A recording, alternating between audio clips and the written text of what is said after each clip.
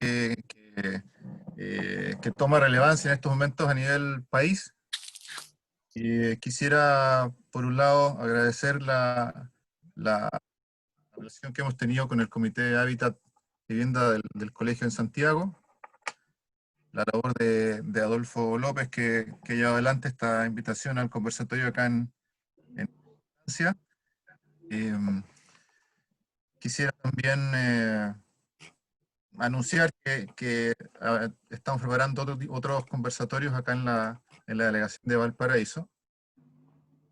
Antes que cualquier cosa quisiera volver en cierta medida a presentar a los panelistas que nos acompañan, ¿no? Por un lado quisiera presentar a Daniel Jadwe, que todos lo conocen, ¿no? Que él es arquitecto y sociólogo de la Universidad de Chile, además es especialista en vivienda social y es candidato a magíster en urbanismo de la universidad y licenciado en gestión de la calidad total en la Universidad Católica del Norte. Es consultor acreditado del sistema de acreditación de servicios municipales y tiene experiencia en asuntos ligados a la gestión local del desarrollo y a los gobiernos locales, algunos planes reguladores, algunos planes de desarrollo comunal, y lo conocemos también mucho por su actividad política y su alcaldía en Recoleta, en el municipio de Recoleta. Por otro lado, también muy conocido Juan Sabaj, que es arquitecto de la Universidad de Chile.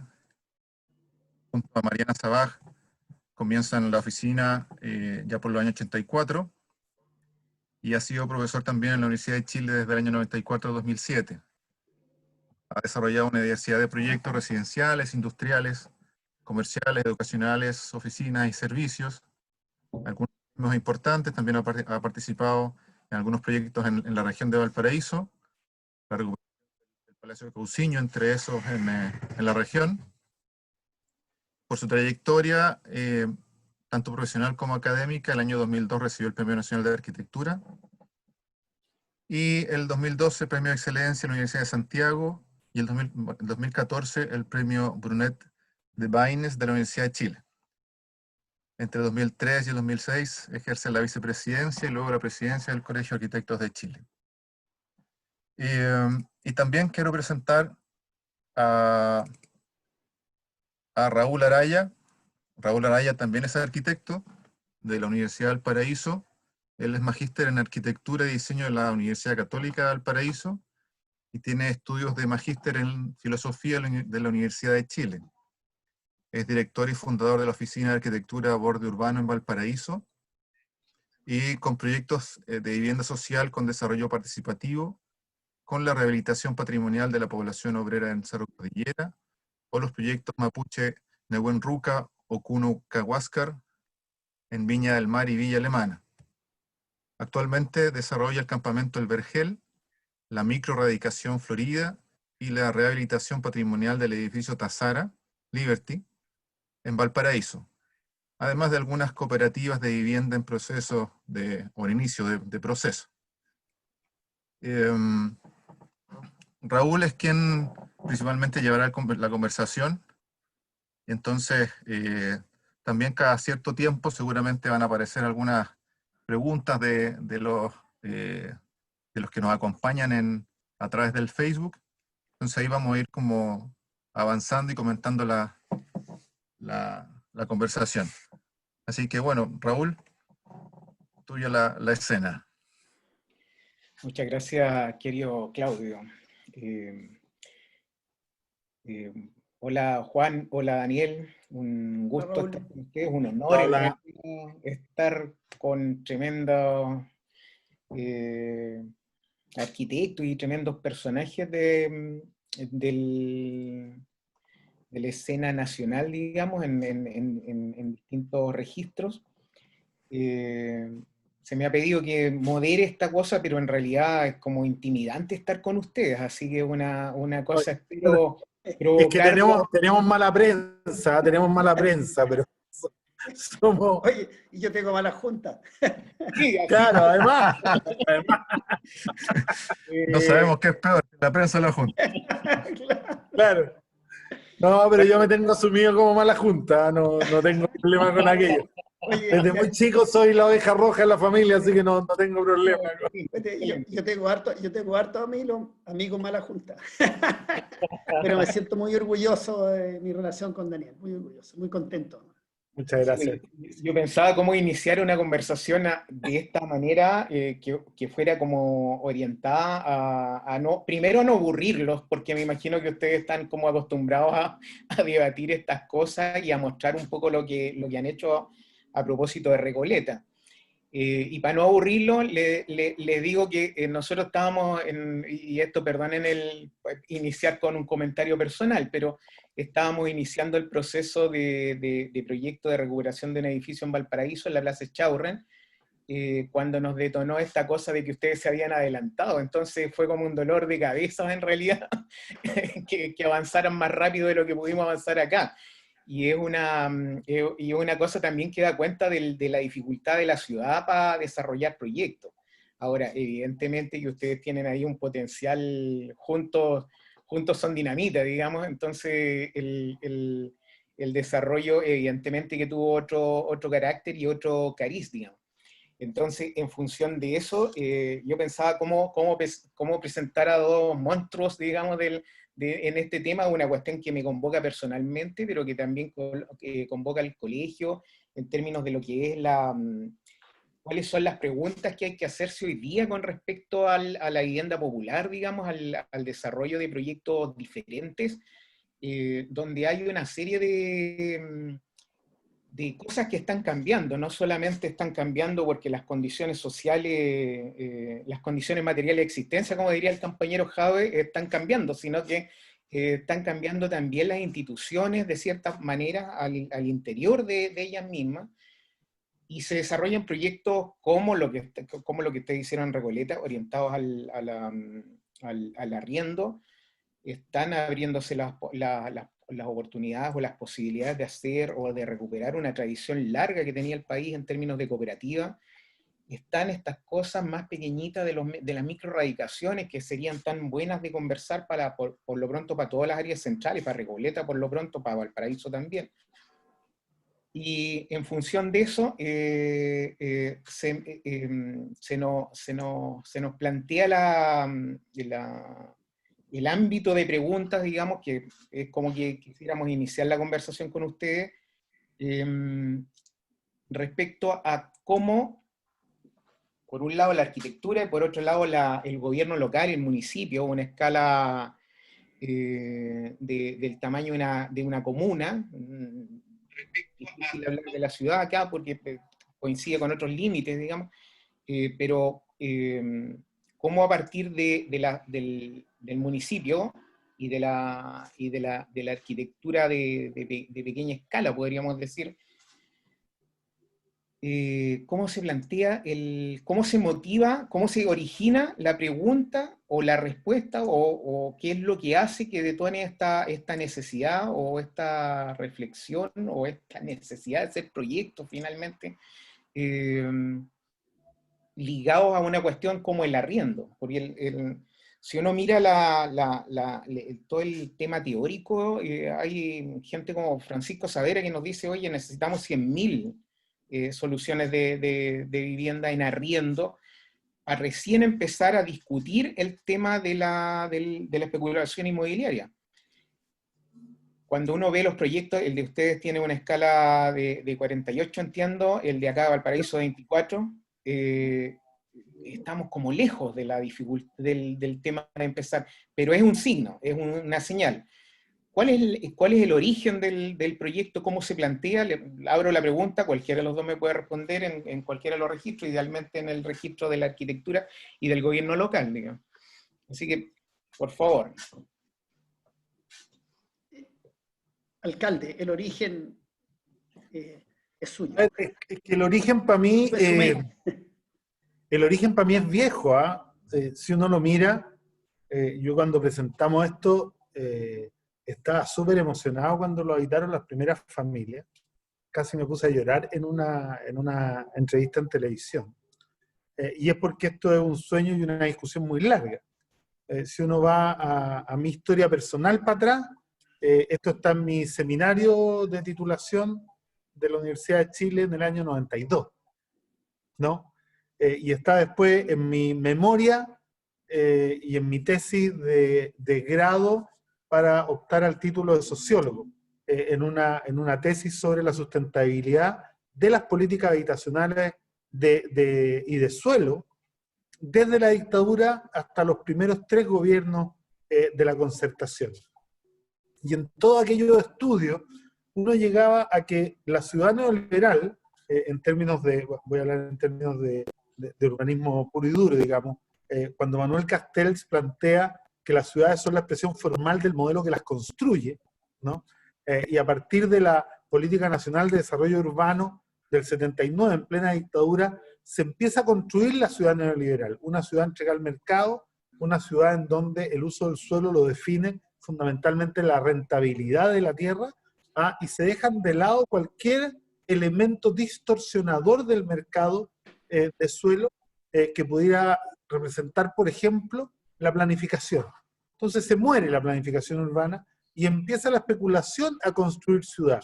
Y en esto primero se vacían las zonas mejor conformadas, digamos, de todos los barrios de pobres que tenían, que no eran pocos, y se empiezan las erradicaciones forzosas hacia la periferia de la periferia, y después se completa la ciudad, yo la llamo así, la ciudad de los ricos se completa con unos estándares urbanos para ricos y con una arquitectura para ricos, ¿no? Y la ciudad de la clase media se completa con un estándar más bajo para clase media, y con arquitectura de clase media, y la ciudad de los pobres se completa efectivamente con un estándar de ciudad de pobres, y con arquitectura absolutamente de pobre.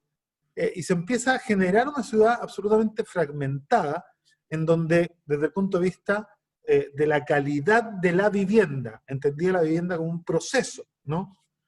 Durante muchos años las viviendas sociales que nosotros entregamos en nuestro país, incluso aquellas que estaban construidas en zonas de riesgo, en el minuto que el Estado las entregaba, ya formaban parte del parque deficitario de vivienda, cuando se analiza el déficit no cuantitativo, sino que el cualitativo, ¿no? Porque estas quedaban en la periferia de la periferia, lejos de todos los bienes, productos y servicios que se requerían por una vida digna, ¿no? Porque cada barrio además se completaba con la oferta de bienes, productos y servicios que la clase que vivía en ellos podía pagar. Entonces se fue construyendo una sociedad absolutamente fragmentada urbanamente, fiel reflejo de una sociedad segmentada socioeconómicamente, ¿no? Y aquí teníamos un proyecto de ciudad que era distinto. Entonces yo, en las 3 tesis, en la del magíster, en la de sociología y en la arquitectura, planteaba que había que meterse al mercado del arriendo como una forma además de limitar y abordar el tema de la especulación urbana y el mercado informal del arriendo, que por decir algo, cobra 280.000 o 300.000 pesos por una pieza de 3x3 sin baño, ¿no? Y sin cocina. Entonces, llegado a ese extremo. Entonces, ¿cuál es la idea? Nosotros asumimos, desde que llegamos, la construcción de la ciudad de los 15 minutos, ¿no? Entendía la ciudad de los 15 minutos como una ciudad verdaderamente inteligente, no esta ciudad inteligente que viene desde el urbanismo derecha, que dice que con la tecnología, el que puede pagar la tecnología se puede saltar los problemas de la ciudad. Entonces usted se compra Waze y puede saber dónde están carabineros para que no les pasen parte, y puede saber también dónde están los tacos para saltarse la congestión urbana, y puede a través de una aplicación comprar las cosas que usted necesita para que lleguen a la casa, de tal manera que usted, en su situación de privilegio, pueda no conocer los problemas de la ciudad, ¿no? Pero para nosotros la ciudad inteligente es otra. Y por lo tanto, nosotros la definimos como aquella ciudad que es capaz de satisfacer la mayor cantidad de necesidades básicas de sus habitantes a distancia de una caminata. Entonces, ¿por qué esta línea? Porque no es el proyecto inmobiliario popular. Cuando llega el proyecto inmobiliario popular, al cual invitamos a Juan, que fue de verdad que fue un regalo caído del cielo. Yo, que soy ateo, se lo digo así, porque no podríamos haberlo hecho sin Juan, honestamente. Y además, ponerle la estatura, digamos, y la calidad que nos puede ofrecer solo un Premio Nacional de Arquitectura, o sea, con esta dimensión y además con la humanidad que tiene, porque además tiene varios detalles el diseño que son maravillosos. Pero la inmobiliaria popular llega después de la farmacia popular, de la óptica, de la librería, de la disquería, de escuela abierta, de la universidad abierta, de salud en el barrio. Entonces, cuando se llega a posar aquí, esta vivienda social para arriendo a precio justo, que nunca sale más del 25% del ingreso familiar, en un contexto en donde el arriendo o el dividendo cubren aproximadamente el 75% del ingreso familiar de una familia media, de una familia media baja. Aquí tú estás a una cuadra de todos los servicios, estás a 30 metros de la escuela, digamos, que además de ciclo completo, desde jardín infantil y sala cuna hasta cuarto medio, ¿no? Está ya 120 metros del consultorio, está ya 150 metros de la municipalidad con todos los servicios, farmacia, óptica, librería, disquería, centro audiológico, está ya 200 metros del Estadio Popular de Recoleta, en donde tenéis las 19 ramas deportivas a disposición y gratuita de toda la gente, y está ya 250 metros de una estación de metro. Entonces, no estamos hablando solo del objeto casa, con este diseño y con este estándar maravilloso. 3 dormitorios completos, terraza, baño, cocina, con un diseño además que no es adultocéntrico, que tiene espacios para los niños en cada piso y que tiene un diseño que la verdad es que sorprende, ¿no? Porque esto no lo ofrece el mercado. O sea, este producto que Juan diseña no lo ofrece el mercado. Y nosotros como municipio aceptamos suplementar el subsidio que nos entrega el Estado casi un 30%, y si yo le pongo el terreno, es casi un 50%, de tal manera de entregar una calidad de vivienda y una calidad de experiencia urbana, pero completamente superior.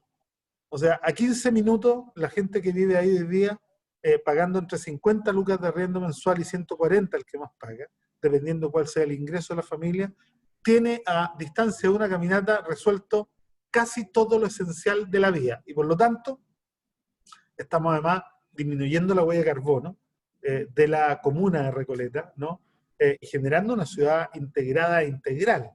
Entonces, esto es mucho más, es un proyecto, y por eso que llega en esta etapa y no antes. Primero completamos la ciudad, este fragmento de ciudad, para los que no lo saben. Antes la farmacia popular Recoleta tenía farmacias solo en la zona sur. Nunca tuvimos óptica, nunca tuvimos librería, nunca tuvimos disquería, nunca tuvimos centro audiológico. No teníamos ninguna universidad. La universidad abierta está a 30 metros y tiene acceso al conocimiento que uno quiera, desde astronomía, historia, filosofía.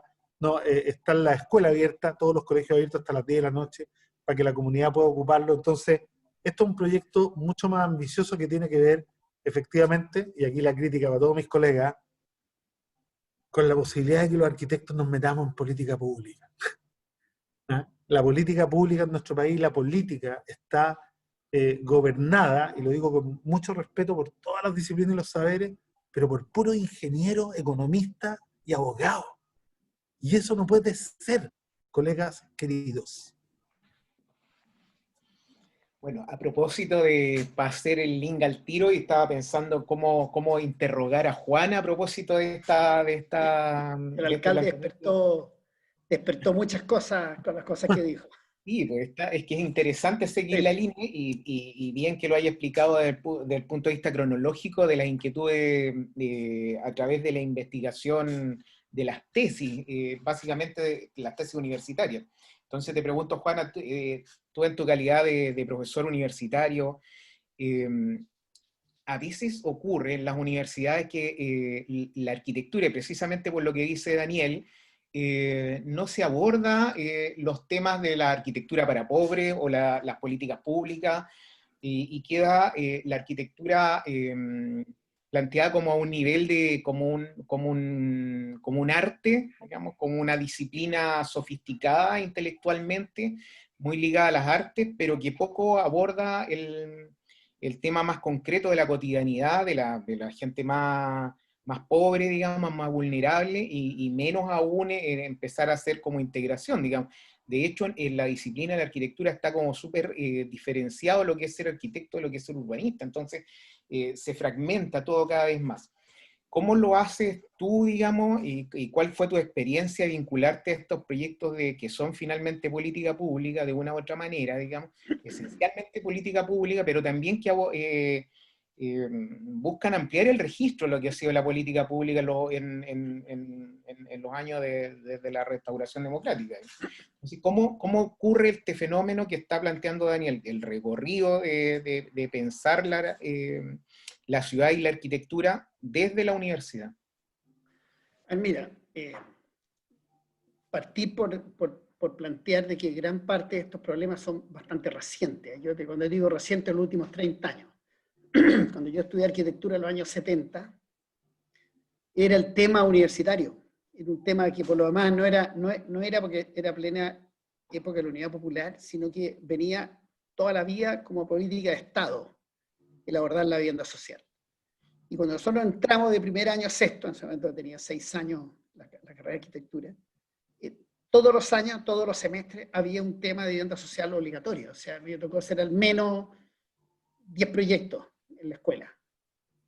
Y no como un tema ni asistencial, ni un tema de un objeto de interés de arquitectura, así como objeto proyectual me refiero, sino que era lo cotidiano. O sea, la preocupación por el tema de la vivienda social era un tema de alta academia y una discusión profunda. Eso duró hasta el año 73. Y esto se notaba en los proyectos de título. Yo me recibí con un proyecto que se llamaba Vivienda de Alta Densidad en Baja Altura, 3 pisos. Y eran como una Recoleta ahí en Bellavista. Pero era un tema común. Los estudiantes no podíamos elegir un tema nosotros, como se elige hoy, sino la universidad proponía un tema. Ponía este tema, entonces el profesor y daba 4 o 5 localizaciones, y mi curso completo se recibió con ese tema. Y obviamente habían miles de soluciones. En el mismo terreno que me tocó a mí, habíamos 15 estudiantes haciendo nuestro título ahí. Entonces había 15 miradas distintas a cómo dar alta densidad, baja altura en un barrio en ese momento popular. No eran viviendas para ricos, eran viviendas medias. Departamentos 70 metros, 60 metros, un poco lo que se está haciendo ahora. Y eso era lo cotidiano. Y nadie cuestionaba eso, porque era el deber de los arquitectos. El tema de la vivienda es el origen de la arquitectura. El habitar está en la esencia del arquitecto. Pero luego eso se perdió completamente. Se transformó en una carencia y que había que resolverla eficientemente desde el punto de vista económico, con los resultados que todos conocemos. Todo el mundo lo sabe de sobra.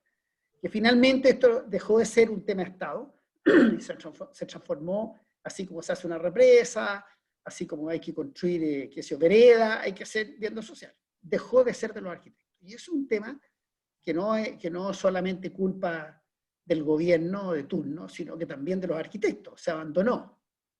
Y no en vano, hoy día me convidan a cada rato como profesor invitado a tomar temas de título, y a mí me cargan, porque te llegan 10 estudiantes cada uno con un tema distinto, y uno sale, que sea el centro de investigaciones minera, no sé a dónde, el otro te dice la casa, un poeta, no sé a dónde, el otro te... Entonces al final son temas cuyo único destino es hacer una forma, un objeto de proyecto, un diseño, y no se plantean temas complejos.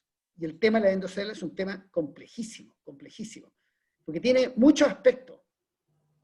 El alcalde tomó recién uno de ellos, por ejemplo, como lo veo yo como arquitecto, cuando dice las casas para ricos se hacen casas de ricos, que son distintas a las casas de pobres y son distintas a las casas de clase media. Es una verdadera realidad, pero yo creo que es peor de lo que dice el alcalde, porque más encima hay toda una legislación, hay todo un modo de hacer las cosas que tiene que ver con lo mismo.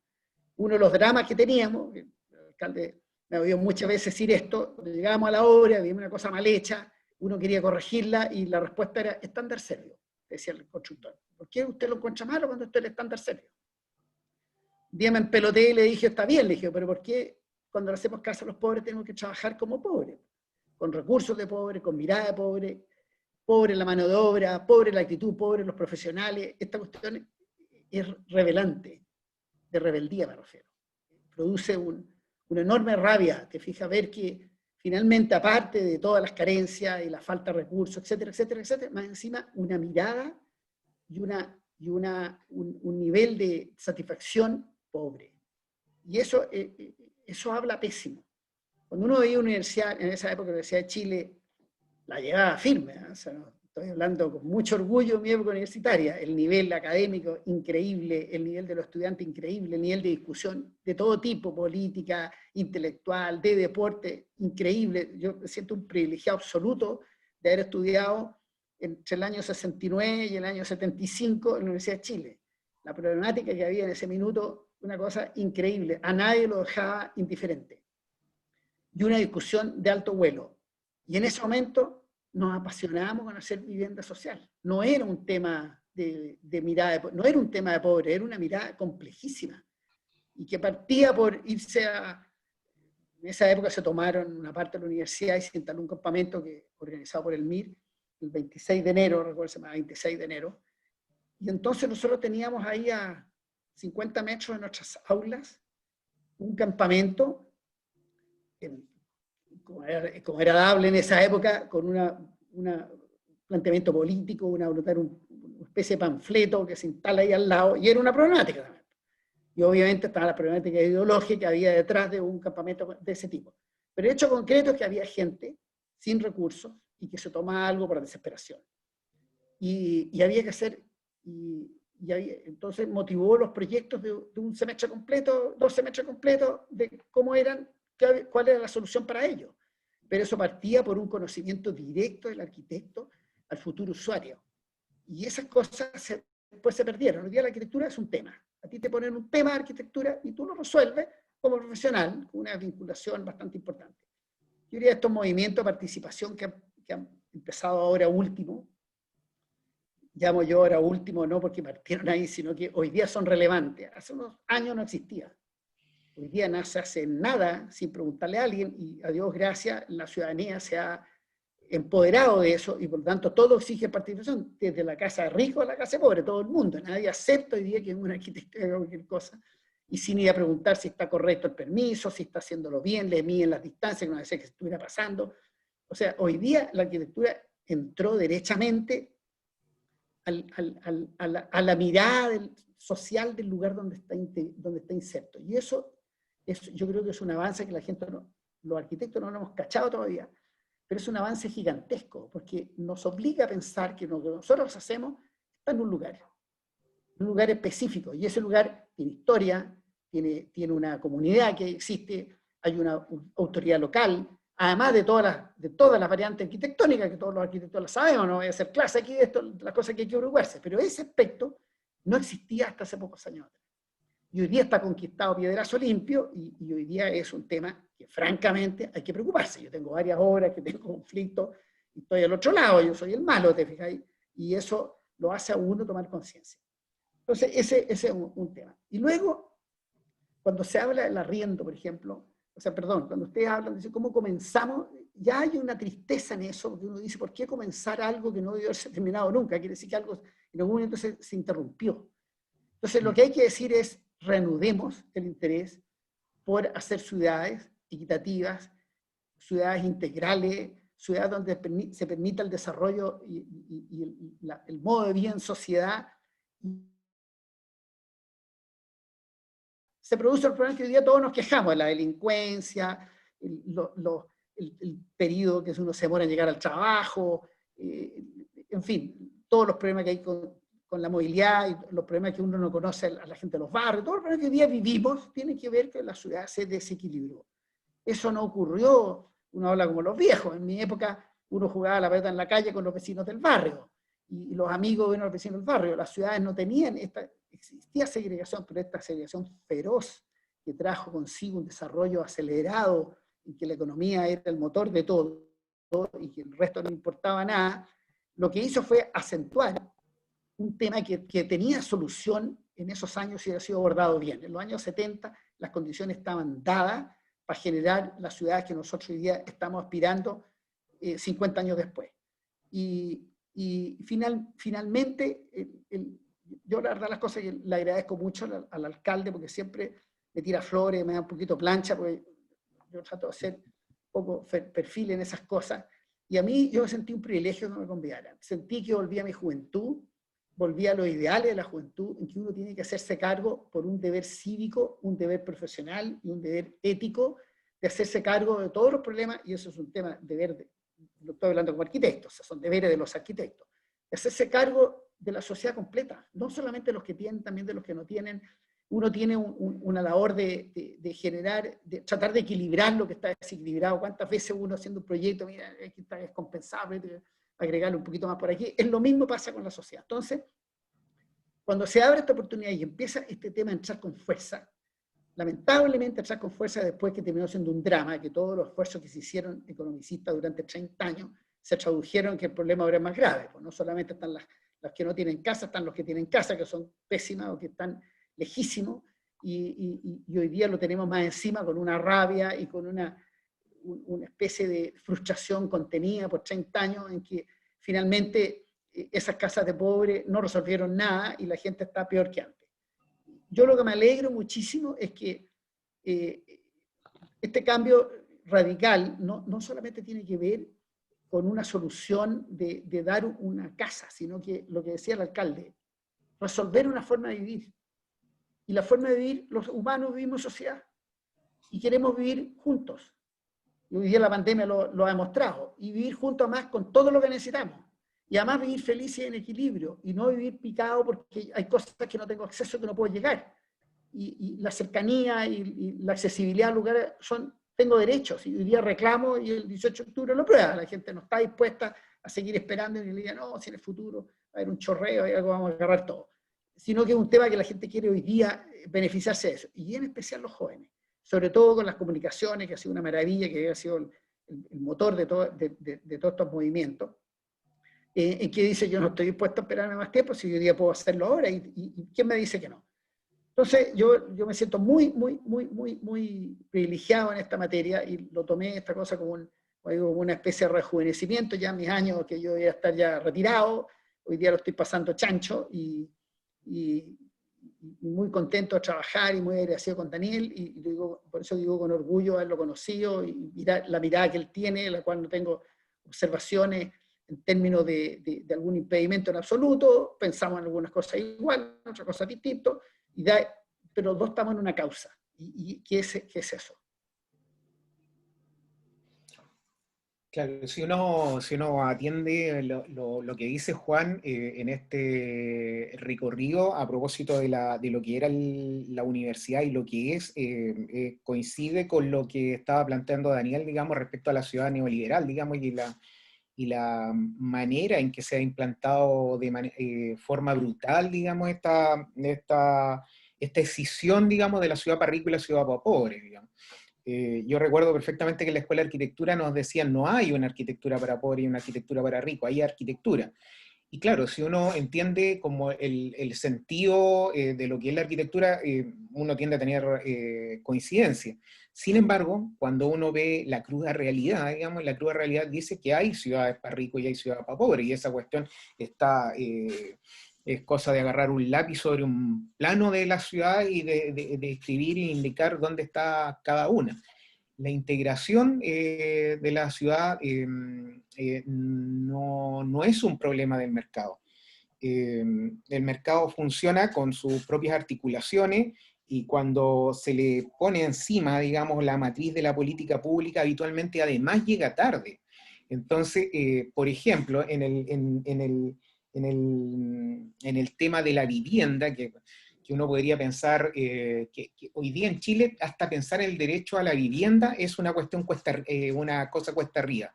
Entonces, hablar del derecho a la ciudad es un recurso más bien retórico que una cuestión práctica, digamos, en general, digamos. Entonces, y hay cuestiones de fondo que se han introyectado, digamos, en la ciudad neoliberal, como la decisión radical de la famosa casa propia, digamos. En la figura de la casa propia no está solamente el derecho a la vivienda, está el derecho a la propiedad. Y cuando se plantean cosas, para plantear el tema desplegado más largo, digamos, de la ciudad, en el arriendo, como muy bien señala Juan, estas cosas existen y van a existir. Y si es un arriendo justo, liderado, digamos, desde las instituciones del Estado, podrían persistir por largo rato. Sin embargo, para esta vida neoliberal que tenemos, hasta el estallido podría ser entendido desde la lógica de la propiedad. Entonces, no queremos seguir aquí a Carlos Peña, pero algo de eso también puede haber. Entonces, mi pregunta para Daniel... Pero hay algún par de cosas que yo quiero matizar. Cuando uno mira el tramo de personas, el porcentaje de personas en el país que está hoy día arrendando porque no tienen ni la capacidad ni la intención de amarrarse 25, 30 años en un crédito hipotecario para tener una vivienda y terminar pagándola 3 veces porque ya es impagable, este porcentaje en los últimos 15 años subió del 23 al casi 30%, ¿no? Sobre todo en las generaciones jóvenes que son los millennials, el tema de el arriendo empieza a ser hoy día una posibilidad mucho más real, pero además mucho más cercana a sus propios intereses. Y una de las cosas que aquí planteamos es precisamente, uno podría decir, transitar desde el derecho a la vivienda, con derecho a propiedad incluido, a un derecho que a nosotros nos parece mucho más fundamental, que es el derecho a habitar dignamente desde que tú naces hasta que tú mueres, independiente de tu condición socioeconómica y de tu estatus de propiedad respecto del lugar donde vives, ¿no? Porque el derecho a la vivienda para mí, la verdad es que no es lo relevante. Pero el derecho a vivir dignamente, porque yo te podría hemos entregado cientos de miles de viviendas en propiedad y son casas como pero las pelotas. Hemos construido, mira, el Servio ha construido en zonas de riesgo que han terminado por demolerse, bajos de mena. O sea, entre que me den una propiedad como esa y que me ofrezcan la posibilidad, porque la verdad yo los invito a todos los colegas y las colegas que están observando esto, a que cuando vengan para Santiago se den una vuelta. Van a ver los departamentos y van a decir, las personas que lo han venido a ver, los periodistas dicen, pero esto no es vivienda social. Si esto no es vivienda social, es una vivienda completamente digna que podría estar en cualquier parte de Chile, en cualquier parte de la zona oriente y en más. Yo dudo que en el mercado, entre comillas, de la vivienda clase media, incluso tú conoces mucho más, Juan, pero entre los 2.400 y los 3.200 unidades de fomento, yo no sé si hay un programa en vivienda que contemple 3 dormitorios completos con bodega dentro, con terraza de 6 metros cuadrados, con logia, cocina integrada, estar, comedor. Entonces uno lo mira y dice, bueno, pero yo prefiero 1000 veces meterme acá. Con todas las limitantes que tiene la discusión que dimos con el Estado. Esto no fue fácil, estuvimos 2 años discutiendo con el gobierno de la presidenta Bachelet a través del Ministerio de Vivienda, para convencerlos que el Estado podía jugar un rol mucho más preponderante en la política habitacional a partir del arriendo. Logramos, después de una discusión tremendamente muy amistosa, muy dura en lo técnico, pero sobre todo dura en lo ideológico, que se animaran a instalar una glosa presupuestaria en el presupuesto de la nación, como una ley que hoy día no tiene recursos, está la glosa pero no tiene recursos, en donde sujetos, personalidades jurídicas, ¿no? Corporaciones sin fines de lucro, cooperativas y municipios pudieran ser sujetos receptores de subsidio habitacional, el DS-59, el mismo, ¿no? Pero para construir algo que no se había construido en toda la historia de Chile, que es vivienda pública para arriendo a precio justo. Tenían tanto complejo que le empezaron a meter obstáculos para que efectivamente esto no se convirtiera en algo permanente, ¿no? Esto para ellos es una solución, dentro de la ideología neoliberal, una solución transitoria. ¿Ah? Ellos lo tienen pensado como la gente que viene aquí hasta que puede ahorrar para ganarse el subsidio o hasta que puede ahorrar para comprarse la vivienda. No es lo que diríamos nosotros. Para mí, si alguien quiere quedarse a vivir aquí toda la vida, hasta el día que se muera, es lo formidable, ¿no? Pero aquí no, hoy día tiene el límite de 5 años, es más, tuvimos que construir el programa que el Serviu exige para estos departamentos, porque si nosotros nos hubieran dado la libertad y el subsidio para arriendo hubiera sido por metro cuadrado, por ejemplo, ¿no? Nosotros hubiéramos hecho departamentos con 1 dormitorio, departamentos con 2 dormitorios, departamentos con 3, y no 38 departamentos con 3, porque queríamos la residencia de bienvenida, la residencia de independización, la residencia para las familias, la residencia para el adulto mayor, que son todas distintas. No, acá tuvimos que entregar un solo producto con cuotas, ¿no? Cuotas para inmigrantes, 15%, cuotas para adultos mayores, 15%, todo el resto en las variables de selección, mujeres jefas de hogar con la mayor puntuación, seguido de una segunda mayor puntuación para las mujeres jefas de hogar que habían sido víctimas de violencia intrafamiliar, ¿no? Tercera puntuación, cantidad de habitantes, es decir, queríamos la mayor tasa de ocupación del bien, entonces le pusimos entre 3 y 6 personas, como mínimo y como máximo, para que tampoco hubiera hacinamiento. O sea, ha sido un diseño del proceso, no solo del proyecto, que ha sido maravilloso, pero que yo espero, la Justicia Social 2, que ya está en desarrollo, ¿no? Y que ahí tenemos que afinar con Juan los detalles, pero Justicia Social 2 yo espero hacerlo con fondos propios. Y si lo hacemos con fondos propios, no va a tener ninguno de estos obstáculos. Y no teniendo ninguno de estos obstáculos, el municipio va a poder, además, bajar las condiciones y las exigencias para entrar a ahorrar, porque si bien son mucho menores que en el mercado formal del arriendo, siguen habiendo exigencias. O sea, aquí nos dijeron, tiene que tener el subsidio de arriendo, ¿no? O al menos cumplir con los requisitos para poder obtener el subsidio de arriendo para tramitárselo después. Para nosotros eso es innecesario porque ¿sabes con qué criterio está hecho? Cuando sacamos la cuenta, nos dimos cuenta que el subsidio multiplicado por los 30 años que se lo entregan en una propiedad de la municipalidad que es como comodato, porque no la podemos vender hasta después de 30 años, a mí no me interesaría jamás venderla, no, es precisamente para recuperar hasta el último peso en UF de la plata que pusieron. Entonces, sigue estando el proyecto dentro de la lógica neoliberal del Estado capitalista, y no dentro del costo hundido. Acá no queremos recuperar ningún dinero.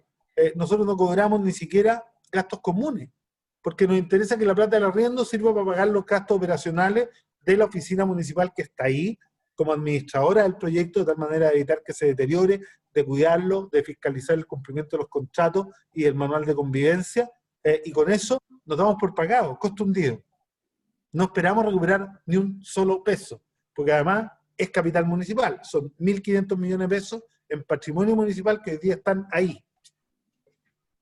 Yo quería hacer algunos comentarios en relación a lo que dice Daniel. Una lástima, no estamos en desacuerdo, pero podría ser más entretenido. La primera de yo, mira, voy a decir una brutalidad que decimos los arquitectos, que no se dice normalmente, es que yo creo que el sueño de la vivienda propia es una toma de pelo. Yo creo que es es bien terrible lo que digo, pero es que tiene que ver con lo mismo. Cuando alguien sueña que la única bien que puede tener en su vida es una casa propia, lo estás condenando a que el tipo siga siendo pobre toda la vida, y que lo único que puede aspirar a tener su casa. Eso implica que la gente, muchas de ellos logran su casa después, a no ser que le den un subsidio del Estado, que les pasen la plata, etc. Para la clase media chilena, significa hacerse la casa cuando ya tiene 50 y tantos años y la familia está cambiando. Entonces, es una meta triste. En la casa propia puede tener el que quiere, lo lógico y lo normal es que pueda acceder cualquier persona.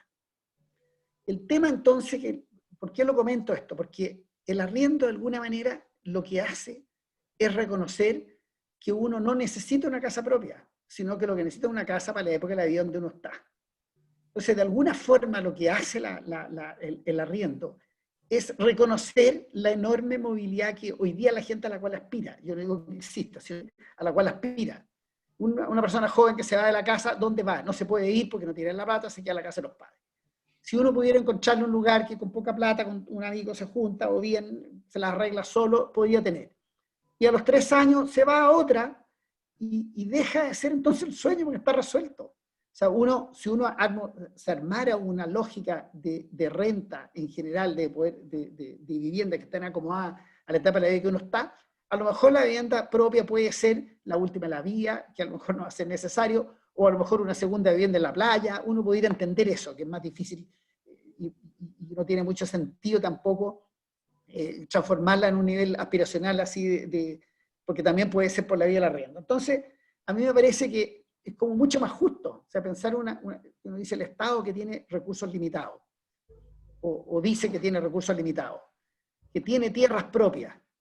Uno dice que gaste la plata en una vivienda de arriendo, lo que hace es mantener el capital o los recursos en manos del Estado. Un terrenoriazo le construye una solución de vivienda de arriendo, de beneficio del Estado, y uno está haciendo lo que pasa es que la plata la cambió de un lado a otro, y el terreno hoy día tiene el valor del terreno más lo que se construyó arriba. Por tanto, se mantiene, uno puede decir que el Estado está dilapidando los recursos, que son las críticas que se hacen normalmente, que tiene que ser el Estado estar construyendo viviendas de arriendo, se le corresponde a los privados. Está bien, la única diferencia es que el privado se lo echa al bolsillo, el Estado lo que hace es le agrega valor y resuelve un tema social en ese momento y cumple con su rol de generar equidad digamos, los accesos a los bienes. Entonces, a mí me parece una excelente solución y empieza uno a discutir que ya el suelo empieza a ser menos importante.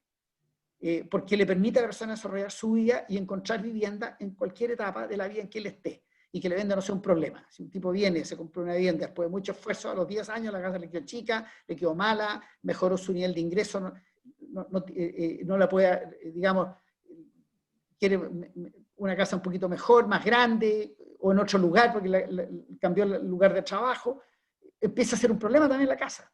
Entonces, a mí me parece que es una solución desde el punto de vista del Estado, que lo encuentro que a mí me parece que es ir directamente a atender los problemas y de las necesidades que tiene la gente. Y por otro lado también, no tiene la, entre comillas, moralidad que puede tener en un momento determinado el transformar un bien tan importante como es una casa para las personas, entendido como la solución transitoria a su modo de vida, en que nadie se está beneficiando, sino que todo lo contrario, es el Estado que está usando adecuadamente sus recursos. A mí me parece hoy día que es una solución de la cual me parece a mí que hay que preconizar y lo que los arquitectos deberíamos meter. Y el segundo tema tiene que ver también con lo que dice Daniel, que nos pasó, y es que tiene que ver con algo que dije cuando partí la conversación, es que no solamente las soluciones son de pobres, sino que también las normativas son de pobres. Porque en este medio de administrar bien los recursos del Estado, a través de los subsidios, generó el Estado una normativa y una obligatoriedad de parte de las personas que estaban desarrollando este tipo de vivienda para cautelar el que no se roban la plata. Entonces, ¿qué es lo que hacen? Dicen, por ejemplo, son 2 dormitorios, pero le ponen las medidas. Ponen a medida los closets. Ponen los espacios operacionales de los closets. Obligan a hacer una logia en que tiene que ser cerrada, que tiene que estar el calefón, que tiene que haber un lavadero, como si todavía hoy día las personas no estuvieran lavando a mano. O sea, es como una vivienda pobre, por lo tanto la gente pobre no tiene lavadora. Y como no tiene lavadora, hay que poner una zona donde pueda lavar. Entonces es obligatorio. Y después, ¿para qué terrazas? Si las terrazas no se necesitan. Y cuando se pone la terraza, la mitad de la terraza hoy día la está ocupando una logia que no sirve para nada. Porque la lavadora resuelve el problema, porque nadie usa el fregadero para lavar ropa a mano, etc. Entonces, se genera una tipología de arquitectura extremadamente rígida. El tiempo que se pierde profesional, horas hombre, para tratar de cumplir los estándares que impone el SEBIO a través de una normativa estrictísima en la cual uno se puede salir, es espantoso. Yo tuve la suerte, acabamos de adjudicar una propuesta en el norte de vivienda DS19, que es vivienda integral. Un enorme proyecto, enorme. Pero en la entrega, que era una postulación que hacía fijar un monto de plata por el terreno que había que pagar, había que cumplir con estándares, el 90% del tiempo lo tuvimos en hacer planos especialmente para que el SEBIO nos aprobara el proyecto. Se nos puso una condición que era que junto con la entrega la obligación era que todos ingresáramos a la municipalidad un anteproyecto. O sea, junto con cumplir el serio, había que cumplirlo a la municipalidad, ingresamos anteproyecto a todos los grupos que se presentaron. Imagínense, hubo 8 o 9 anteproyectos o 10 anteproyectos, depende de los postulantes que habían digamos, en cada uno de los proyectos, perdiendo el tiempo en vez de mejorar la calidad de la vivienda. Obviamente, con logia, con celosía para que no se viera la logia, con lo que les comentaba, el cumplimiento estricto de esta normativa.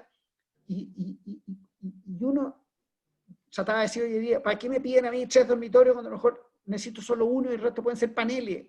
Puede ser un espacio que se puede completar. El de si no hay alguna, la gente los compra, los pueden ellos acomodar a sus necesidades.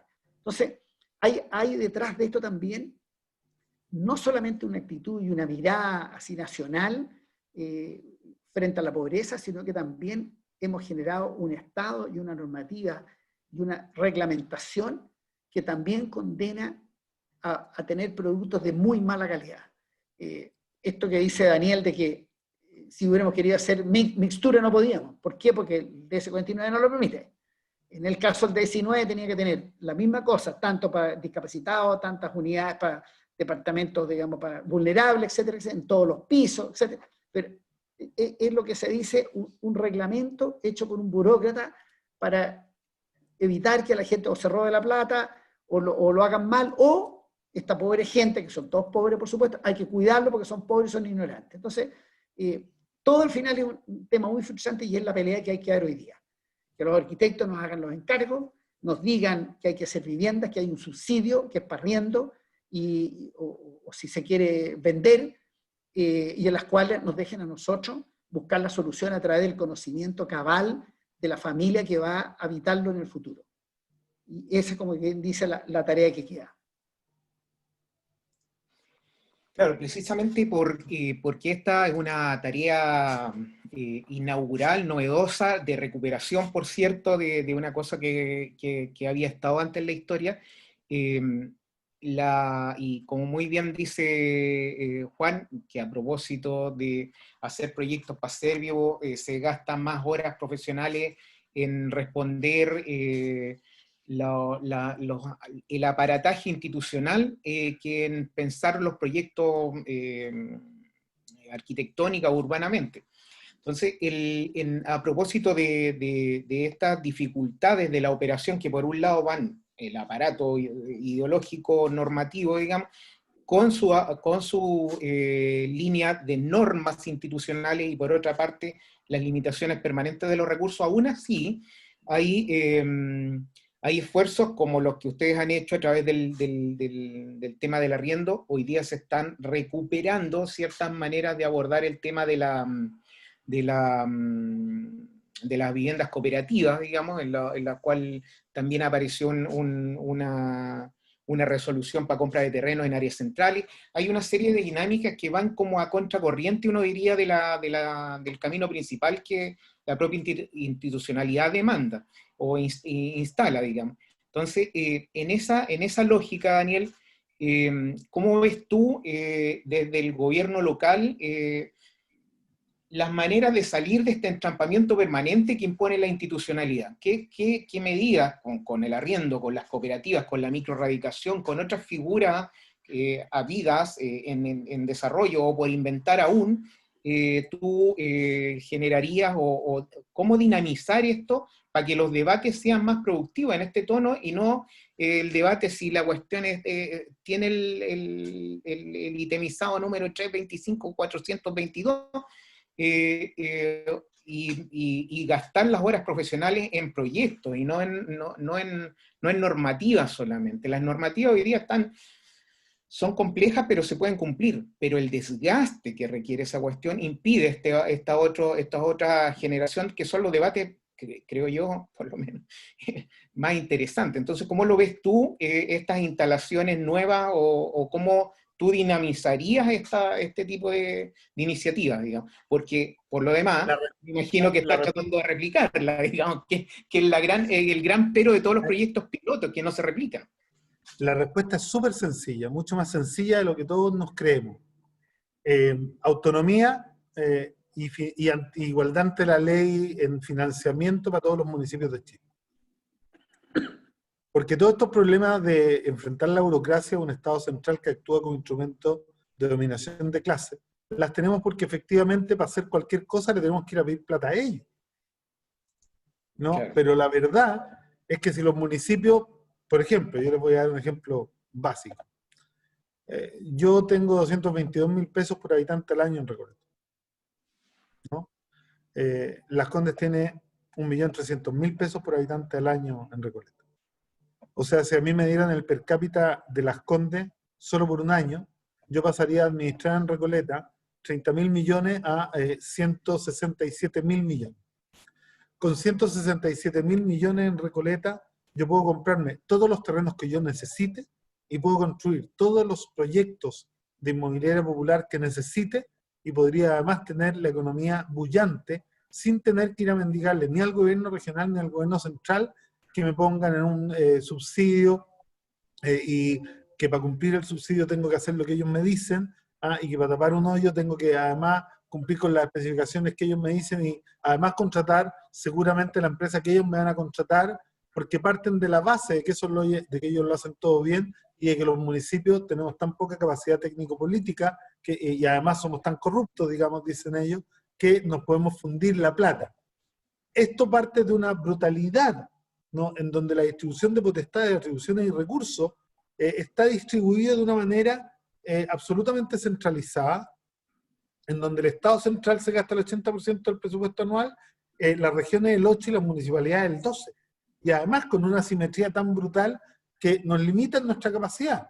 Entonces, ¿por qué decía yo? Yo creo que ninguna de las municipalidades pobres podría pagar los honorarios de este proyecto. Y lo digo así, pero concretamente.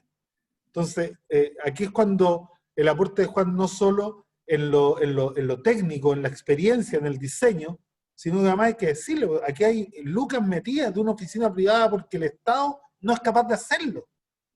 ¿Y por qué no es capaz de hacerlo? Porque efectivamente creen que la plata es de ellos. En Recoleta hemos asumido una realidad completamente distinta. Nosotros decimos la ciudadanía del Estado. Y la plata y la infraestructura es de ellos. Por eso que no tenemos complejo, por ejemplo, nosotros hemos comprado, tenemos un banco de terrenos municipales en donde hacemos vivienda social para arriendo a través de la inmobiliaria popular, pero también donde traspasamos algunos terrenos a comités de vivienda que llevan años esperados y nosotros le hacemos los proyectos y los postulamos y se los transferimos a título gratuito porque es una forma de devolverle parte de la plata que el Estado maneja, que la tiene porque cobra impuestos, a las utilidades de las empresas y al consumo, porque estamos conscientes de que la utilidad y todo lo que conocemos en el sistema se obtiene de pagarle a los trabajadores menos de lo que vale su trabajo. Entonces agarramos esa plata que le llega al Estado y se la devolvemos, y tenemos cientos de fórmulas para devolvérsela.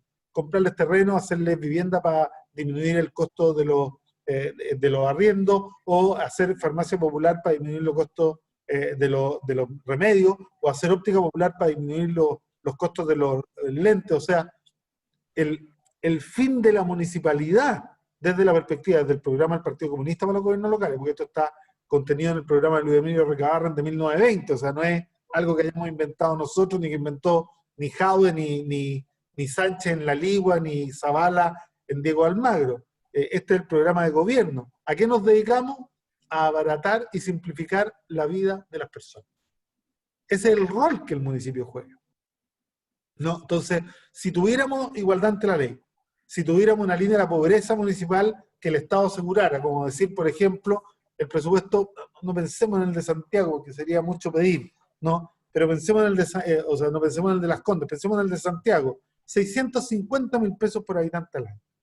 A mí me significaría pasar de 30.000 a 90.000 millones de pesos. Hago Recoleta de nuevo, pavimento todas las calles que tienen hoyo, pongo todos los espacios residuales que me fue dejando los que construyeron esta ciudad neoliberal y lo convierto en áreas verdes, y mejoro la infraestructura de nuestros colegios. O sea, porque imagínate esa plata durante un periodo de 4 años.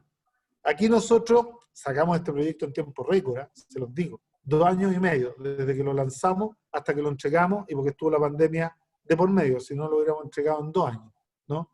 pero un proyecto, un ciclo de vida de un proyecto municipal en un gobierno local sin plata se demora fácil 5 años. Si no salir reelegido, lo inaugura el alcalde siguiente, ¿no? Porque tenéis que ir a pedir plata para el diseño, después tenéis que pedir plata para la construcción, después te lo tiene que aprobar el Servio, el MIMBU, y tienen que darte todos los certificados, y se pueden demorar, si vos sois de oposición, 7 meses en contestarte, ¿no? Y en una de esas no te contestan y tenéis que pedir reunión. Entonces, yo creo que más autonomía, más financiamiento, más libertad, más atribuciones y, por supuesto, incremento de las penas por delitos funcionarios para todos los funcionarios públicos, ¿no? O sea, porque esto no puede ser gratis. Yo no estoy pidiendo más atribuciones y más recursos a cambio de nada, ¿no? Que nos suban las penas, que los delitos se paguen con cárcel, que no haya posibilidad de suspensión condicional de los procedimientos, ni para los cargos de elección popular, ni para los funcionarios del Estado, porque se supone que la suspensión condicional, esto cuando tú pedís a un diputado devolviendo plata para no irse a la cárcel porque cometió un error, ellos no tienen derecho a eso. ¿Y por qué no tienen derecho a ello? Porque se supone la suspensión condicional es cuando tú te das cuenta de un delito del cual no tenías conciencia, pero los que hacen las leyes tienen conciencia, y los que están en el aparato del Estado tienen conciencia. Entonces, démosle más atribuciones, démosle más recursos, démosle más potestades, ¿no? Y cobrémoselo caro a todos los funcionarios públicos y a todos los que trabajamos en la política. Pero necesitamos esa libertad. Oye, perdón bueno, mi pega acá no es la de Raúl, el que lleva más bien la conversación sobre temas así más para ser desarrollados. Y a la vez hay mucha gente que nos está mirando en Facebook, entonces hemos recogido algunas de los comentarios y preguntas que vienen aquí. Entonces voy a leer algunas para ver si podemos tomar algún punto de eso. Marco pregunta cómo es el tema del financiamiento en cuanto a los recursos del MIMBU y los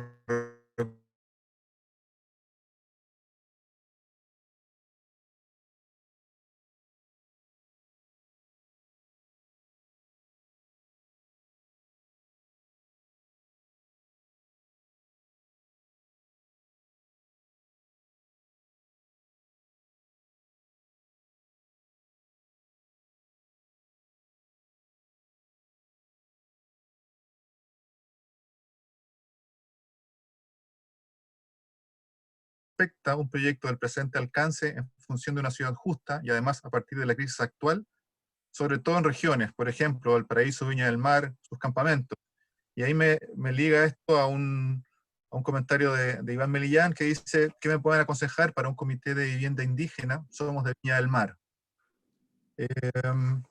Por ahí van algunos de los mensajes que nos han llegado.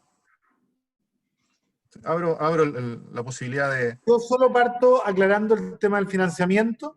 Esto es una ley, es glosa presupuestaria de la ley de financiamiento público, el presupuesto anual, que comprende la posibilidad de que organismos sin fines de lucro dedicados como giro único a la vivienda, ¿no? Y también municipalidades puedan ser destinatarios de subsidios habitacionales, que es el mismo subsidio que se le entregan a la familia. La gracia es que esto va al municipio, el municipio construye vivienda pública o la cooperativa o la corporación, ¿no? Y el MIMBU te obliga a mantenerla bajo tu propiedad durante 30 años y tú puedes suplementar, como lo hizo el municipio de Recoleta.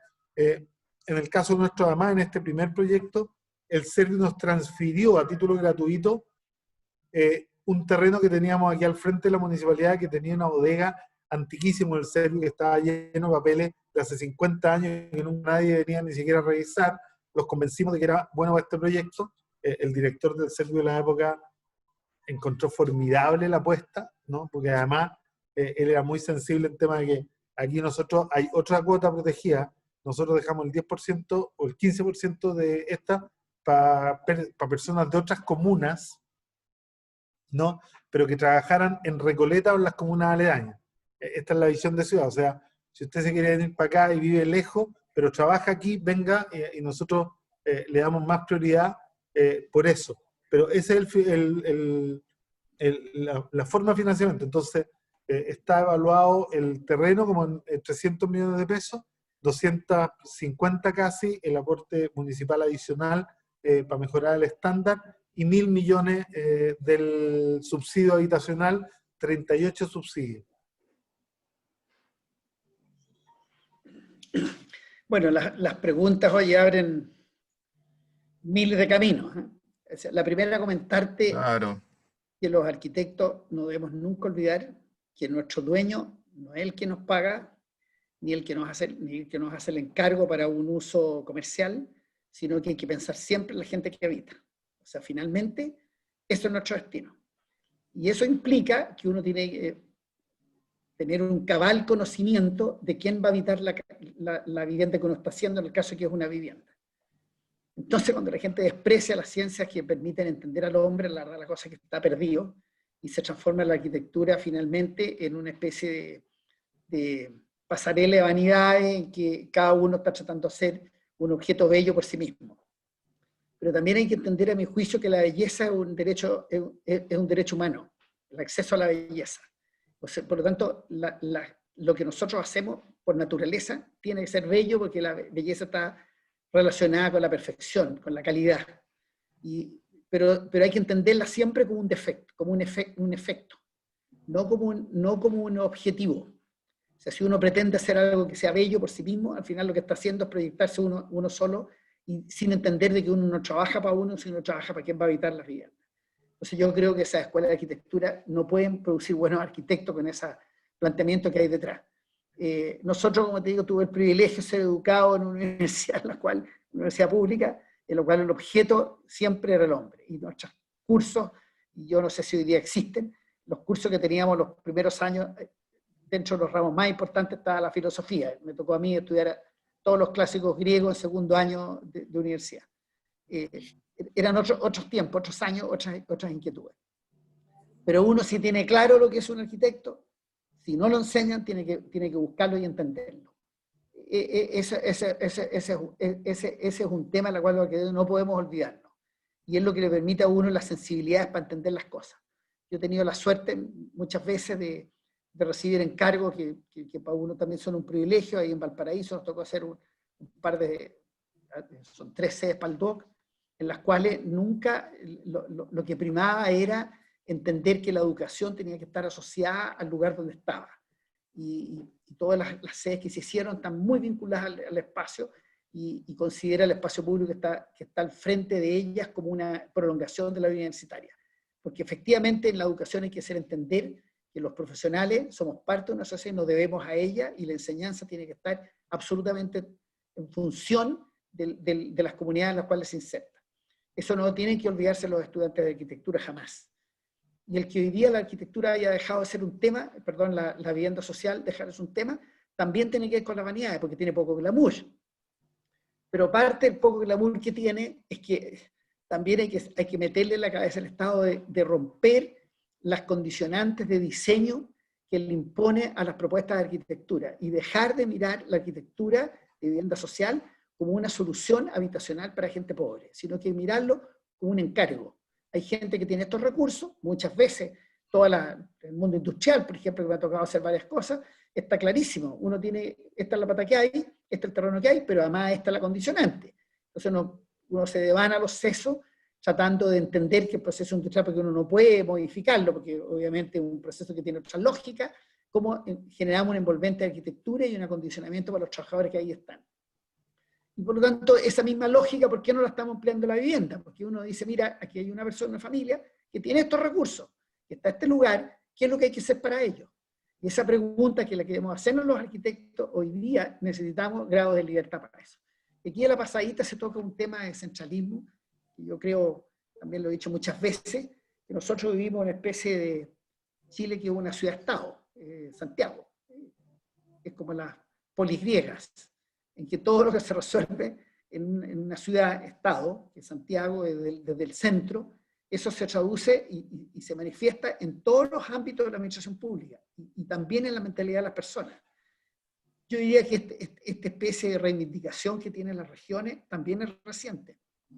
Antes se aceptaba nomás. Y si no se aceptaba era modo de queja, pucha, que no nos pescan del poder central, que nadie nos tira pelota, etc. Pero hoy día es una conquista, hoy día es una lucha.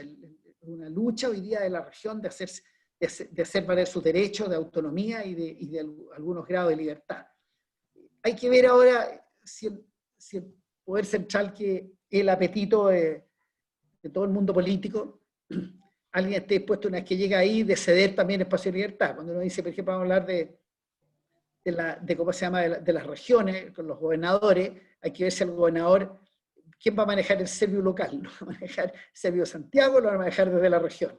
Es una pregunta, yo siempre he sido muy escéptico, o sea, a lo mejor va a ser una figura decorativa para decir que hicimos las cosas nomás, muy gatopardiana, y finalmente las decisiones sobre política de vivienda las van a manejar también desde el poder central. Ahí hay una pregunta importante que hacerse, pero creo que esas cosas se conquistan desde, a mi juicio, y mucho tienen que decir desde las universidades, desde la generación de cultura, desde la generación de arte, desde la generación de conocimiento, desde la generación de ciencia, desde la región. Mientras eso no exista, y que de alguna manera el mundo universitario, el desarrollo que tiene hoy día Chile, abre una oportunidad para eso, no van a existir autonomía. Porque a mí me parece que el entender los habitantes de un lugar determinado de Chile solo lo pueden hacer, soy convencido de ello, los gobiernos locales.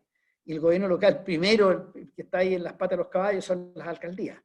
Y también hemos notado hoy día en la pandemia el protagonismo que han tomado los alcaldes, porque son los que entienden los problemas de la gente.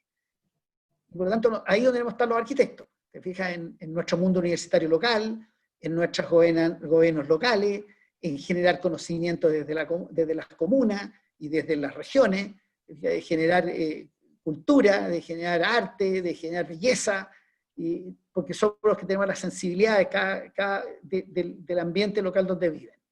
Y eso son un poco tratando de responder de alguna manera muchas preguntas que vislumbré que por ahí iban, lo que los distinguidos participantes remotos nos han manifestado. Gracias, Juan. Perdón que haga una pregunta a Raúl. Decía Juan de la descentralidad, que me gusta mucho ese tema. Y también con Raúl hablábamos antes, ¿no? Antes de comenzar este conversatorio respecto de lo que significa el DS56, ¿no? Lo que implica ahora respecto, por ejemplo, de la pasada por sobre la participación ciudadana en los procesos de planos reguladores, o cómo incluir este concepto que ya no es vivienda social, ¿no? Sino que tiene otro nombre. Entonces, ¿cómo empezamos a discutir con este problema?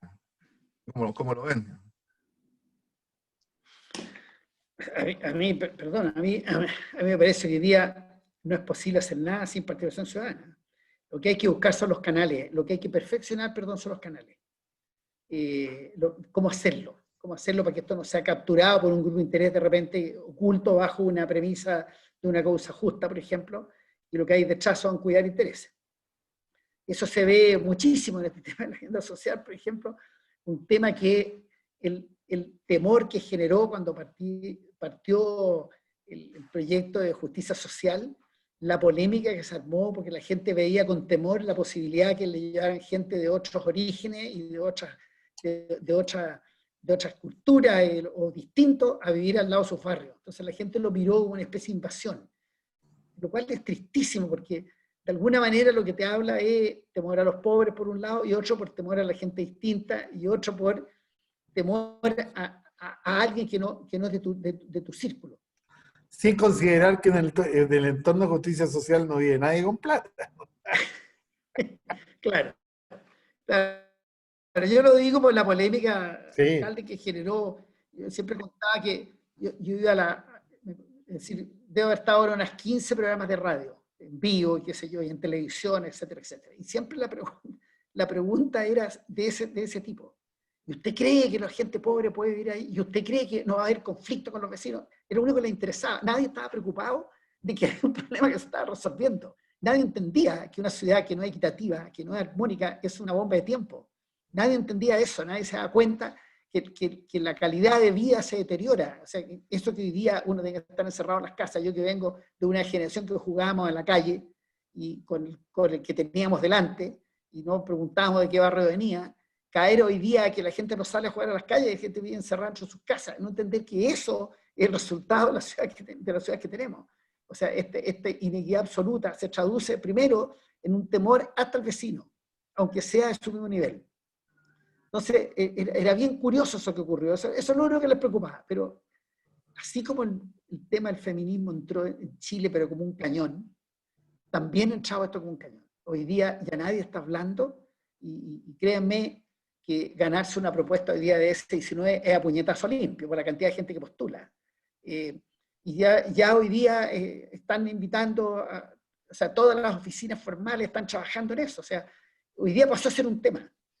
Y eso es, yo diría que también tiene harto que decir, yo le celebro eso, y también que él no lo dice a calladito, esto que haya salido durante el gobierno de la Bachelet, el que permita a entidades públicas manejar viviendas bajo arriendo, es un mérito de él. Y también recordar a Alberto Pizarro, que el director de Servio, que tuvo una labor crucial en esta materia, y que resolvió problemas como por ejemplo las condicionantes de arquitectura, que pudimos eliminar la logia maldita que estoy comentando, y no hacer una cocina cerrada, sino que integrada, y en fin, las peleas que dio él adentro, gracias a eso logramos mejorar un poquito la calidad de los diseños, ¿te fijas? Entonces, pero a mí lo que me impresiona es que esta cosa hoy día ya nadie lo discute, ya nadie discute el tema. A lo mejor el vecino inmediato va a reclamar. Yo siempre cuento, fíjate, una encuesta que hicieron los diarios en Las Condes cuando Lavín trató de invitar a en el tema de viviendas, generó una oposición brutal en el lugar donde estaba.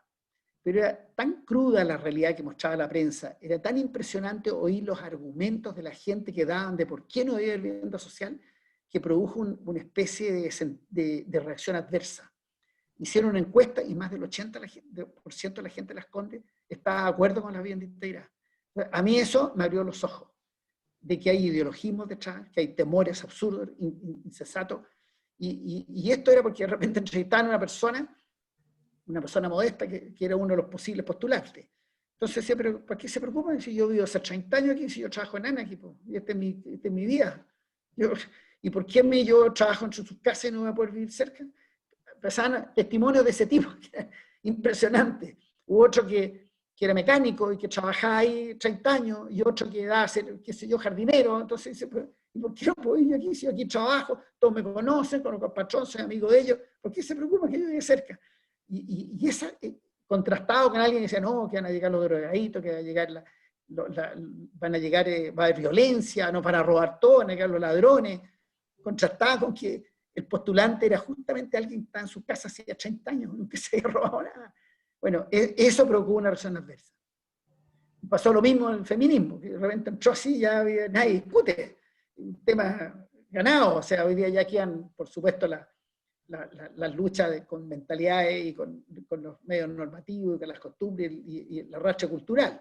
Pero ya estamos al otro lado ya, pues, ya estos son los perfeccionamientos. Y lo mismo me pasa a mí con el tema de la integración, ya es un tema que ya entró a Chile. Y eso, gracias, oye, a algunos valientes, como Daniel, que lo puso, y a pesar de que para algunos le sacan en cara que es PC, y uno dice, bueno, pero ¿qué tiene que ver si esto es una causa que debiera ser una causa social? Esto es un tema que tiene que ver con la ética de vida. No es posible entender que las ciudades, para que funcionen, son mecanismos son parte de un sistema, todo está integrado. Si se enferma uno, se enferma el resto. Hoy día bueno, ahora lo entendieron. Ahora lo entendieron. La pandemia lo mostró. ¿Qué pasó, por ejemplo? Liberan Las Condes y liberan Providencia y la ciudad igual no funciona. No. O sea, para que funcione la ciudad tiene que estar todo. Entonces uno empieza a entender y de alguna forma esto ha sido una lección positiva en eso. A mí me da mucha risa cuando empieza todo el mundo a hablar y dice, oye, ¿cómo hacer la ciudad ahora con el COVID? Empiezan los matinales, dicen, no, que la gente va a vivir a 3 metros cada uno, las salas de clase van a ser distintas, el trabajo, va a tener que haber secciones separadas y qué sé yo, y uno dice, pero si a mí la pandemia me está enseñando otra cosa, lo único que la gente ladra por tener un amigo al lado y abrazar a alguien y trabajar en conjunto, notar la necesidad de la vida social y conectarse. Entonces, las ciudades no van a ser así. Para que no haya pandemia, las ciudades tienen que ser equilibradas. En vez de dejar a la gente cerrar las casas, uno podría haber armado programas por barrio, lugares en que las comunidades se autoprotegen. Todo lo contrario de ¿cómo se llama esto? De las soluciones un poquito, como decía yo, matinal. De las cuarentenas dinámicas y los desconfinamientos dinámicos que asumen que los virus no cruzan las calles cuando las autoridades les dicen que no lo hagan. Claro. Bueno, uno siempre dice, en vez de hacer la pregunta cómo debe ser la arquitectura, hay que hacerlo al revés. ¿Cómo tiene que ser la ciudad de aquí para adelante para que no pasen cosas como esta? Para que la gente no se contagie con esa velocidad pasmosa con que se contagió en Chile. Si uno tuviera una ciudad equilibrada, en que los movimientos se producen, son menos productos justamente que uno no necesita ir al otro lado de la ciudad, y habría habido una tasa de contagio mucho más baja. A lo mejor hay que pensar la ciudad de otra manera, y eso tiene que ver con ciudad equilibrada, que el trabajo, la gente, todo el mundo. Hoy día tenemos nosotros, la mitad de la población vive en una parte y trabaja en la otra, y se producen enormes desplazamientos. Claro que siempre desde los barrios más modestos hacia los barrios más ricos. Los ricos se mueven poco. Entonces, yo creo que ahí hay un... Perdón, Juan, como nos está quedando 10 minutos, quería redondear la participación con una pregunta para cada uno, en vista de que estamos viendo que la realidad es bastante más compleja de lo que dicen las normas.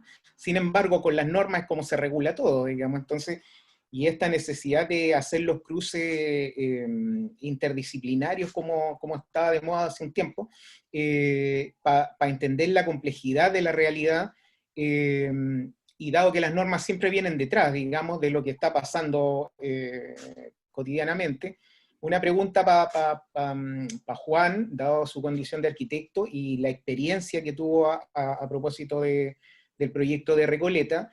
¿Qué recomendación o qué le diría a un estudiante, a un joven profesional que está saliendo al mercado laboral y se encuentra por un lado con una realidad que era la universidad y otra realidad completamente diferente que es el mercado del trabajo? Eso para Juan, digamos. Y para Daniel, lo que me inquieta radicalmente de estos proyectos es la cuestión, cómo pasar de los proyectos pilotos a generar una, llamémoslo política pública, por no tener una palabra mejor, pero a generar, a propósito de un proyecto, generar nuevas realidades, mover la barrera lo posible. Entonces, ¿cómo hacer esa... ¿Qué tarea habría que darse entre los arquitectos, con las instituciones del Estado, con los gobiernos locales, con las comunidades, digamos, para avanzar en proponer estas nuevas formas de habitar, digamos? Parta cualquiera. Yo le voy a dejar a Daniel que cierre, porque lo hace siempre muy bien. Así que voy a decir lo mío brevemente. Mira, algo que he dicho todo el rato. Entender primero que todo encargo tiene un encargo real y uno aparente. El aparente es el que te piden. El que llegue el señor te dice, constrúyame esto, esta es la pata que hay, este es mi tema. Ese no es el encargo real. El encargo real es el que enfrenta al arquitecto con la realidad del lugar donde está inserto y con su relación con la sociedad donde está. O sea, uno se hace una casa, no es solamente resolver el problema del dueño de casa, donde está en el barrio, y lo importante es que todo ese entorno que nosotros estamos hablando tiene derechos. Tiene los derechos de haber transformado ese lugar en un valor.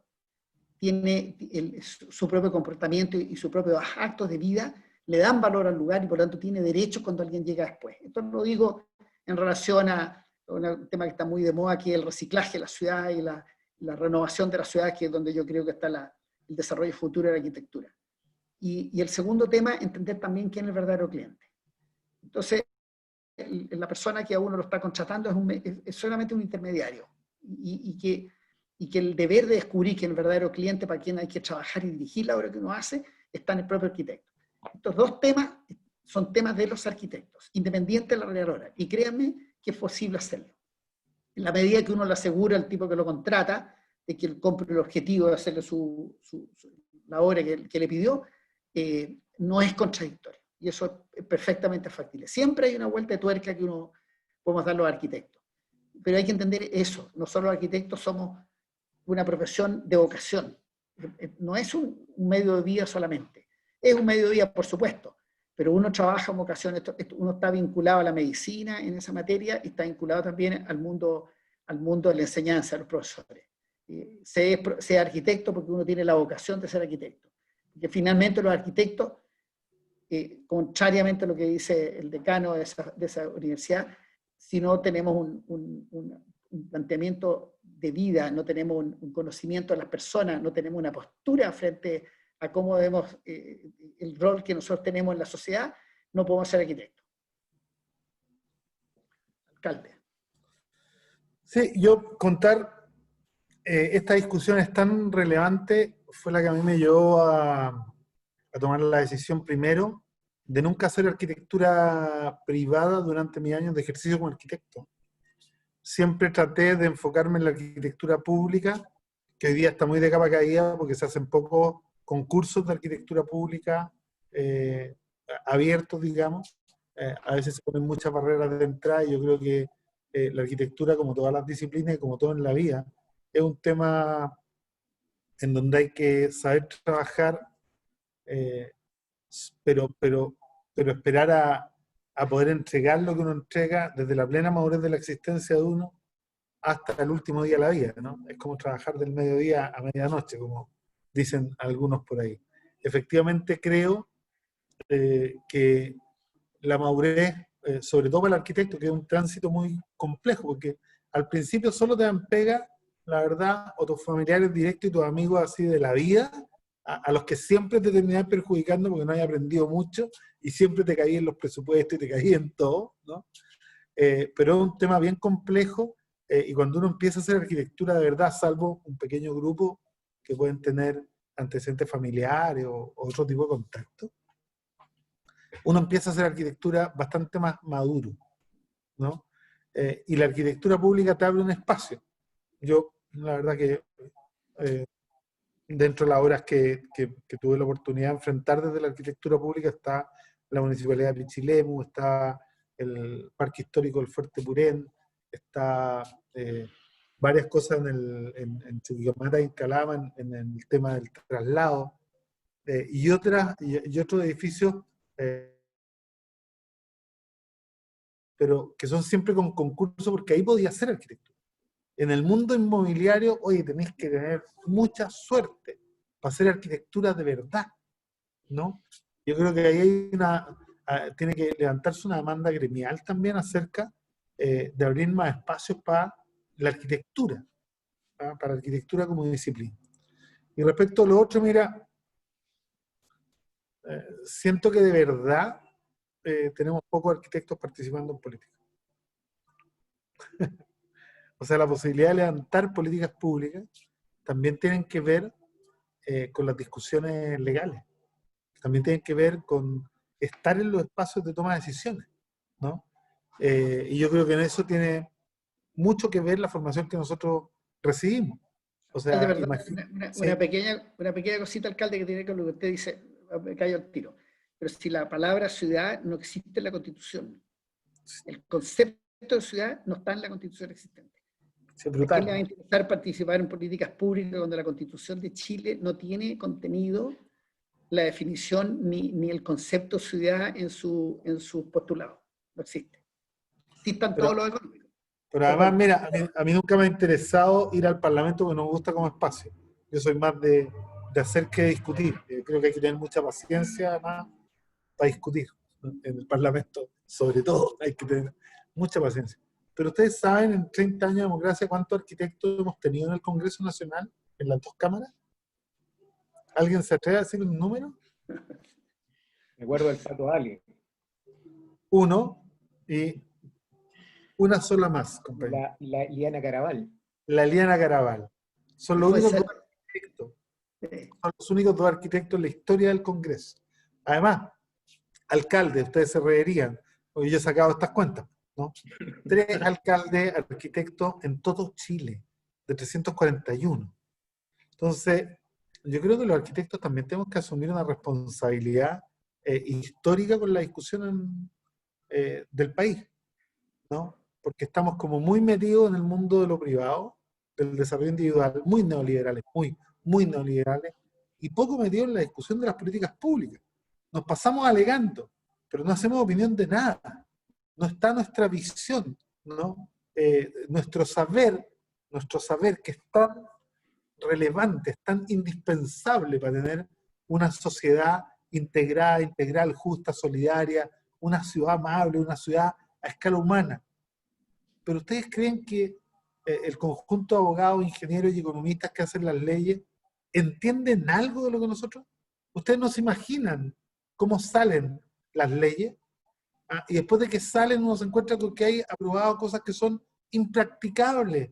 O sea, el tema de cómo está hecha la Ley General de Urbanismo y Construcción no es menor. Y tanto así que en 30 años de democracia no hemos vuelto a hacer una Ley General de Urbanismo y Construcción actualizada. Tenemos la misma de antes, Es del del año 27, alcalde. 27. Del año ¿no? 1927 en la ley. Entonces es brutal. Y ahí las escuelas tienen que decir algo. Si las escuelas no nos enseñan el valor de la gestión pública, si las escuelas no nos enseñan el valor de la discusión política, si las escuelas no se meten en el tema de la gestión local del desarrollo, pero con fuerza, ¿no? La verdad es que estamos fritos para el mundo que viene. O sea, si los arquitectos no participamos de la discusión constitucional, no tratamos de llegar a los congresos, mira, en el partido que sea, yo te aseguro que de repente, ¿no? Hay más sintonía entre 2 arquitectos de distintos partidos que entre 2 miembros del mismo partido, un abogado y un arquitecto. En muchas cosas que tienen que ver ya no con la ideología más dura, que yo soy absolutamente ideológico, el Juan me ha ido conociendo y yo tengo un discurso profundamente ideológico. Pero hay cosas que vienen de la disciplina y que son del saber que lamentablemente nuestro gremio no tiene en ninguna parte. Y hay algunos que terminan comulgando con rueda de carrera, porque cuando Juan comenta este intercambio de ideas con Lavín, y Lavín termina tratando de hacer pensar al resto del mundo que también aspira a la integración social. Bueno, primero recordarle que él fue el que terminó por destruir de una u otra manera, o permitir que se destruyera en la Villa San Luis, ¿no? Y si le hubiera interesado la integración social, porque lo que él está planteando hoy día no es replicable. Nosotros no podemos llevar a todos los pobres de Chile a vivir a la ciudad de los ricos para que puedan disfrutar de la oferta de bienes, productos y servicios que los ricos, por su poder adquisitivo, ¿no? son capaces de atraer hacia sus viviendas. Nosotros lo que tenemos que hacer es todo lo contrario, es tratar de llevar los bienes, productos y servicios, que estos sean tanto privados como estatales, hacerlo equitativo a toda la ciudad, de tal manera que lo mismo donde vivir. Entonces, cuando uno pregunta, efectivamente, Justicia Social 1 es replicable, la farmacia popular es replicable, la inmobiliaria popular, la librería popular es replicable, ¿no? Cuando uno piensa, estas son cifras que no todos conocen, Juan ya lo ha escuchado muchas veces, 345 comunas en Chile, 60 comunas sin farmacia, 213 comunas que no tienen ninguna óptica, 297 comunas que no tienen ninguna librería, más de 315 que no tienen ninguna disquería, ninguna tienda de música, ¿no? Más de 330 que no tienen ningún centro audiológico. Entonces, algo tienen que decir los urbanistas y los arquitectos respecto a esto. Pero la verdad es que pocas veces decimos nada, ¿no? Y en ese sentido creo que tenemos un tremendo desafío de jugar un rol bastante más protagonista en los años que vienen, para que nuestro saber, nuestra disciplina y nuestra profesión logre permear un poquito más la discusión política de este país. Excelente, tremendas declaraciones.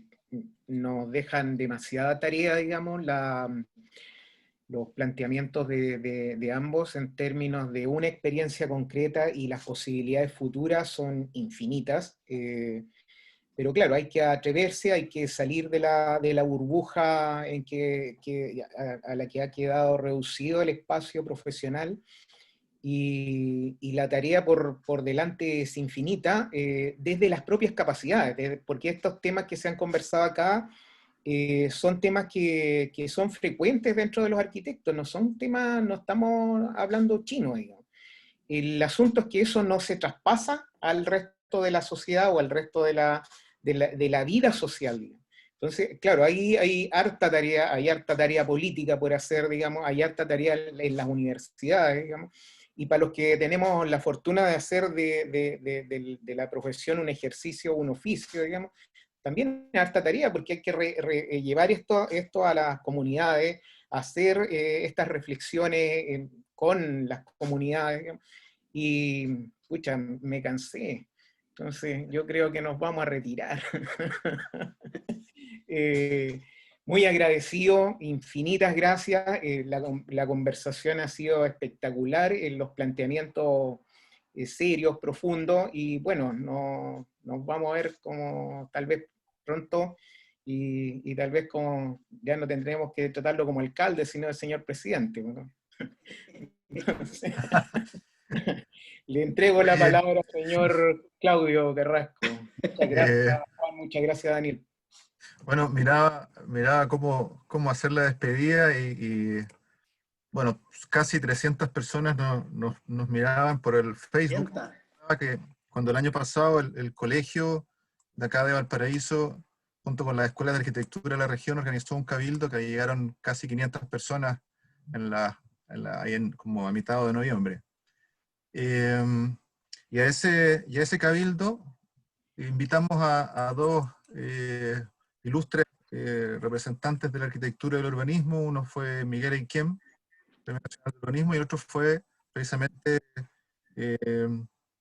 Miguel Launer, que en ese cabildo el año pasado, que claramente también habla muy bien de la manera como los arquitectos podemos enfrentar este problema país.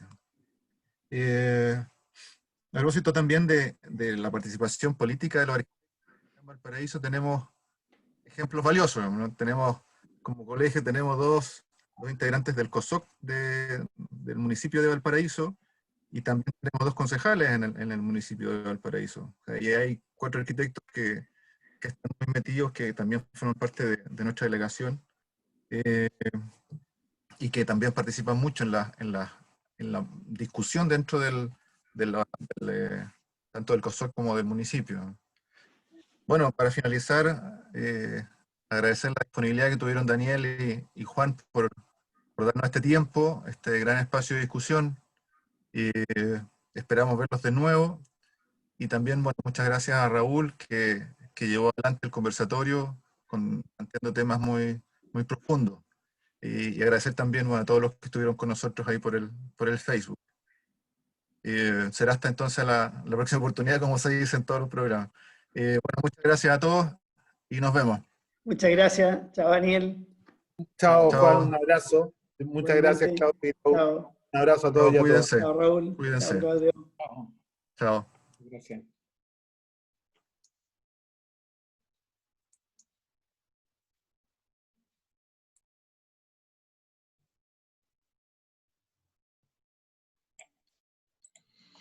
Quédate un poquito, quédense. Claudio. Pero tienes que cerrar el Facebook.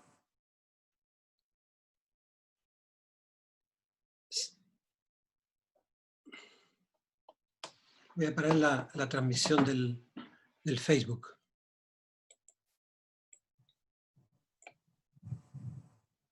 Ahora está detenida la transmisión de Facebook. Ahí sí.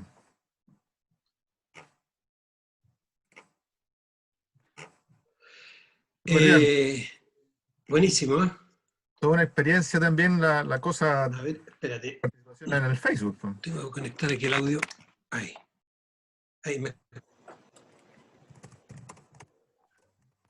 ¿Se escucha?